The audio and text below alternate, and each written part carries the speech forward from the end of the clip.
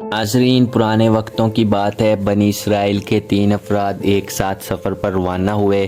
ابھی وہ راستے میں تھے کہ اچانک بارش اور طوفان نے انہیں گھیر لیا۔ وہ طوفان اس قدر شدید تھا کہ وہ گھبرا گئے اور اپنے لیے کوئی محفوظ ٹھکانہ تلاش کرنے لگے۔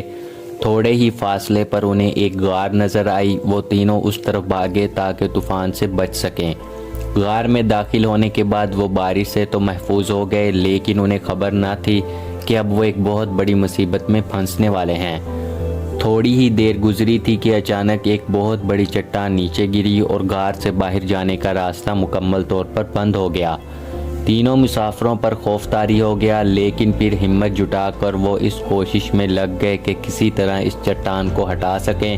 انہوں نے سر توڑ کوشش کی، بہت زور لگایا، لیکن ان کی تمام کوششیں ناکام ہو گئیں اور وہ چٹان کو ذرہ برابر بھی اپنی جگہ سے ہلا نہ سکے۔ وہ تینوں اب تھک ہار کر بیٹھ گئے اور ایک دوسرے کو مایوسی کی نظروں سے دیکھنے لگے۔ غار میں اب سانس لینا دشوار ہو رہا تھا، انہیں اب اپنی موت سامنے نظر آنے لگی۔ انہوں نے آپس میں ایک دوسرے سے کہا کہ ہم نے اپنی پوری کوشش کر لی، لیکن اب خدا ہی چاہے تو ہمیں بچائے، اس لیے اب دعا مانگنے کے سوا ہمارے پاس اور کوئی چارہ نہیں ہے۔ ہم نے اپنی زندگی میں جو اچھے کام کیے ان کو یاد کرتے ہیں اور سب سے نیک کام کے ذریعے اللہ سے دعا کرتے ہیں کہ وہ اس چٹان کو ہٹا دے اور ہماری مشکل آسان کر دے۔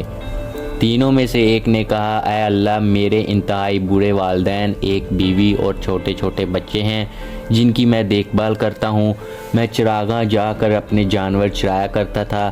جب شام کے وقت واپس آتا تو جانوروں کا دودھ نکالتا اور سب سے پہلے اپنے ماں باپ کو پیش کرتا۔ جب وہ دودھ پی لیتے تو اس کے بعد اپنے چھوٹے بچوں کو پینے کے لیے دیتا۔ ایک مرتبہ کسی وجہ سے گھر واپس آنے میں تاخیر ہو گئی۔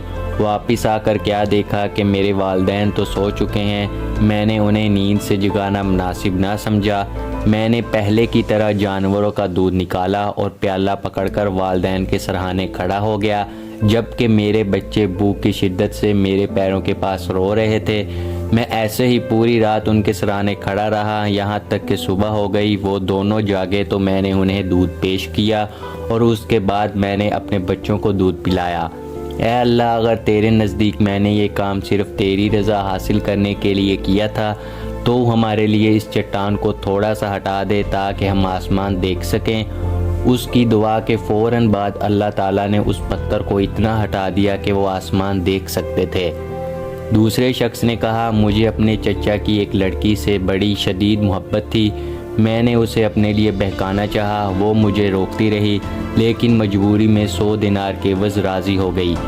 میں 100 دینار حاصل کرنے میں لگ گیا، یہاں تک کہ 100 دینار اکٹھے کر لیے اور اسے لا کر دے دیے۔ 100 دینار دینے کے بعد جب میں اس پر قابض ہو گیا تو اسے کہنے لگی، اللہ سے ڈرو، حرام کا ارتکاب نہ کرو اور ناجائز طریقے سے میری عصمت دری نہ کرو۔ چنانچہ میں اس کے دونوں پیروں کے درمیان سے اٹھ گیا اور تیرا نام سن کر اسے چھوڑ دیا۔ اے اللہ، تو بہتر جانتا ہے، اگر میں نے یہ کام تیری رضا پانے کے لیے کیا تھا تو اس چٹان کو اور بھی ہٹا دے۔ دوسرے شخص کی دعا مکمل ہوئی تو اس کی دعا کے اثر سے چٹان اپنی جگہ سے تھوڑی سی اور ہٹ گئی۔ ان تینوں میں سے آخری شخص بولا، میں نے چاولوں کی ایک خاص مقدار کے عوض ایک مزدور اجرت پر رکھا۔ جب اس نے اپنا کام مکمل کر لیا تو کہنے لگا، میرے کام کے بدلے میری اجرت ادا کرو۔ میں نے اسے اسی خاص مقدار سے چاول پیش کیے، لیکن وہ اسے کم قرار دیتے ہوئے خفا ہو گیا اور وہاں سے چلا گیا۔ میں اس کے حصے کے چاولوں کو کھیتی میں کاشت کرنے لگا اور مسلسل اس سے کھیتی اور خرید و فروخت کرتا رہا، یہاں تک کہ اس سے ایک گائے اور چرواہا خرید لیا۔ پھر ایک مدت کے بعد وہ مزدور واپس آیا اور کہنے لگا، اے اللہ کے بندے، مجھے میرا حق لوٹا دے۔ میں نے کہا، اس بیل اور چرواہے کے پاس جاؤ، یہ دونوں تمہارے ہیں، ان کو لے جاؤ۔ مزدور بولا، کیا تم مجھ سے مذاق کرتے ہو؟ میں نے کہا، میں تم سے مذاق نہیں کر رہا، یہ واقعی تمہارے ہیں۔ بس اے اللہ، اگر یہ تیرے نزدیک کام میں نے تیری رضا کے لیے کیا تھا تو ہمارے لیے اس چٹان کو ہٹا کر راستہ بنا دے۔ جب تینوں کی دعا مکمل ہوئی تو اللہ تعالیٰ نے غار کے باقی راستے کو کھول دیا اور وہ تینوں باحفاظت باہر آ گئے۔ دوستو یہ واقعہ ایک حدیث سے ماخوذ ہے اور اسے ہمارے پیارے نبی صلی اللہ علیہ وآلہ وسلم نے اپنے صحابہ کو سنایا تھا۔ اس واقعے سے ہمیں یہ سبق حاصل ہوتا ہے کہ انسان کی وہ نیکی جو وہ خلوص نیت سے کرتا ہے کبھی رائے گاہ نہیں جاتی۔